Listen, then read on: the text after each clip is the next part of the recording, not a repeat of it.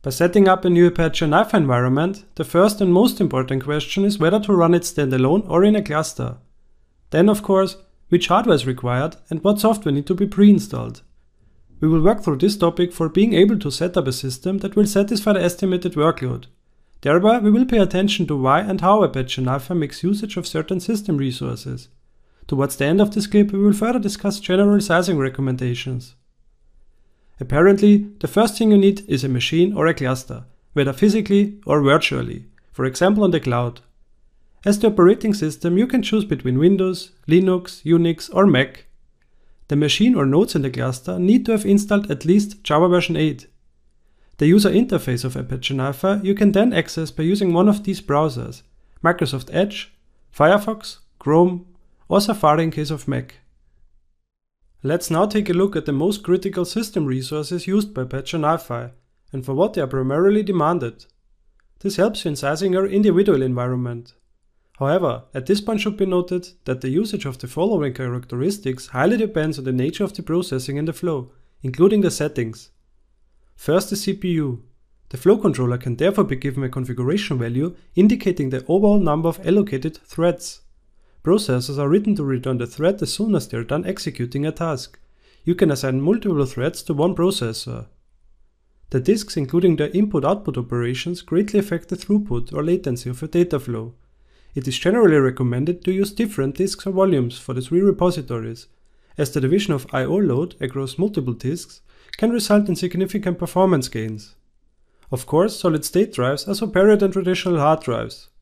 As Apache NiFi lives within the Java virtual machine, RAM is thus limited to the memory space allocated to it. It's mainly used for holding the flow file's content. With respect to performance, this is great, until you have so many flow files in your system that you begin to run out of memory assigned to the Java virtual machine, and performance takes a serious dive. To reduce the likelihood of this happening, NiFi has the threshold that defines how many flow files can live in memory on a single connection queue before being swept out to disk. The network characteristic especially plays a role in case of a cluster setup or side-to-side communications. The performance thereby greatly depends on the network bandwidth. That means by experiencing bottlenecks at the network layer, then you should pay a closer look at the network settings of the concerned machines. It's recommended to use multiple network interfaces if you deal with a certain amount of data or events. We already touched on some of the recommendations listed here. This overview should give you a point of reference for sizing a production environment. The throughput thereby is estimated in megabytes or events per second. Let's see the first line. Here we are dealing with around 50 megabytes or 1000 events per second. If you meet similar circumstances, then a standalone machine with at least 8 cores, 6 disks, 4 GB memory and bonding 1 GB network bandwidth should fulfill the job. Next we have doubled the throughput measured in megabytes, which already requires a little cluster setup. At this point is to say, it's greatly recommended to use an odd number of zookeeper instances with at least 3 nodes to maintain a majority, which is also called quorum. Like this, you further don't need to worry that the entire cluster goes down by using the Apache NiFi's embedded zookeeper server. We just doubled the CPU here, but the rest stays the same per node. The last line deals with 10 times the megabytes per second compared to the standalone machine. This can already be considered as a quite big cluster.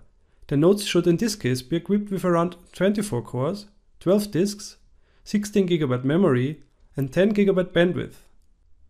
Remember that this should just serve as an indication. For finding the best performance for your individual environment, you might have to play a little bit around with your settings, but more regarding this we will cover in the next clips, which concludes the sizing recommendations.